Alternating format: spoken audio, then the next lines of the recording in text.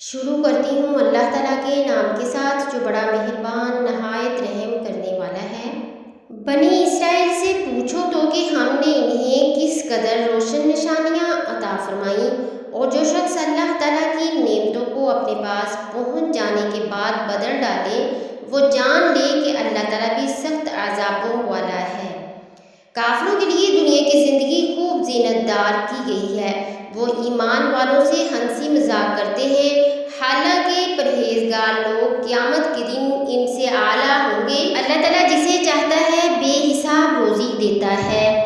شروع میں سارے انسان ایک ہی دین کے پیرو تھے، پھر جب ان میں اختلافات ہوا تو اللہ نے نبی بھیجے جو حق والوں کو خوشخبری سناتے اور باطل والوں کو ڈراتے تھے، اور ان کے ساتھ حق پر مشتمل کتاب نازل کی تاکہ وہ لوگوں کے درمیان ان باتوں کا فیصلہ کریں جن میں ان کا اختلاف تھا۔ اور افسوس کی بات یہ ہے کہ کسی اور نے نہیں بلکہ خود انہوں نے جن کو وہ کتاب دی گئی تھی روشن دلائل آ جانے کے بعد بھی صرف باہمی ضد کی وجہ سے اسی کتاب میں اختلاف نکال لیا۔ پھر جو لوگ ایمان لائے اللہ نے انہیں اپنے حکم سے حق کی ان باتوں میں راہ راست تک پہنچایا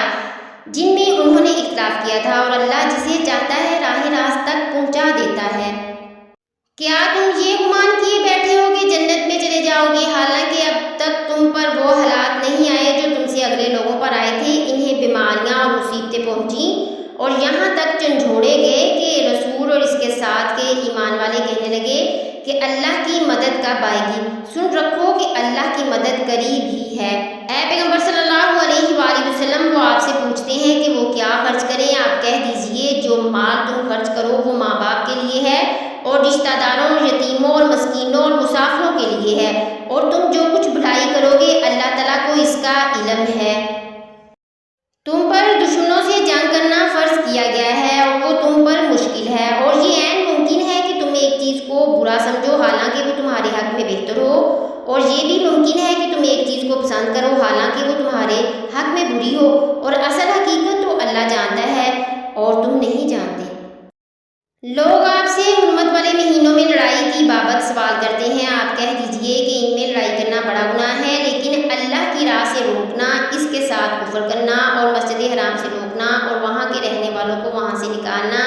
اللہ کے نزدیک اس سے بھی بڑا گناہ ہے، یہ فتنہ قتل سے بھی بڑا گناہ ہے، اور یہ لوگ تم سے لڑائی بڑھائی کرتے ہی رہیں گے یہاں تک کہ اگر ان سے ہو سکے تو تمہیں تمہارے دین سے مرتد کر دیں، اور تم میں سے جو لوگ اپنے دین سے پلٹ جائیں اور اسی کفر کی حالت میں مریں ان کے اعمال دنیاوی اور اخروی سب غارت ہو جائیں گے، یہ لوگ جہنمی ہوں گے اور ہمیشہ ہمیشہ جہنم میں ہی رہیں گے۔ البتہ ایمان لانے والے، ہجرت کرنے والے، اللہ کی راہ میں جہاد کرنے والے ہی رحمت الہی کے امیدوار ہیں۔ اللہ تعالیٰ بہت بخشنے والا اور بہت مہربانی کرنے والا ہے۔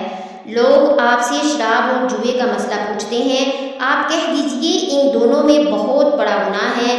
اور لوگوں کو اس سے دنیاوی فائدہ بھی ہوتا ہے، لیکن ان کا گناہ ان کے نفع سے بہت زیادہ ہے۔ آپ سے بھی دریافت کرتے ہیں کہ کیا خرچ کریں، تو آپ کہہ دیجئے حاجت سے زیادہ چیز۔ اللہ تعالیٰ اسی طرح اپنے احکام صاف صاف تمہارے لیے بیان فرما رہا ہے تاکہ تم سوچ سمجھ سکو۔ دنیا اور آخرت کے امور اور تجھ سے یتیموں کے بارے میں بھی سوال کرتے ہیں، آپ کہہ دیجئے ان کی خیر خواہی بہتر ہے، تم اگر ان کا مال اپنے مال میں ملا بھی لو تو وہ تمہارے بھائی ہیں۔ بد نیت اور نیک نیت ہر ایک کو اللہ خوب جانتا ہے، اور اگر اللہ تعالیٰ چاہتا تو تمہیں مشقت میں ڈال دیتا، یقیناً اللہ غلبہ والا اور حکمت والا ہے۔ اور شرک کرنے والی عورتوں سے اس وقت تک وہ ایمان نہ لے آئیں تم نکاح نہ کرو، ایماندار لونڈی بھی شرک کرنے والی آزاد عورت سے بہتر ہے،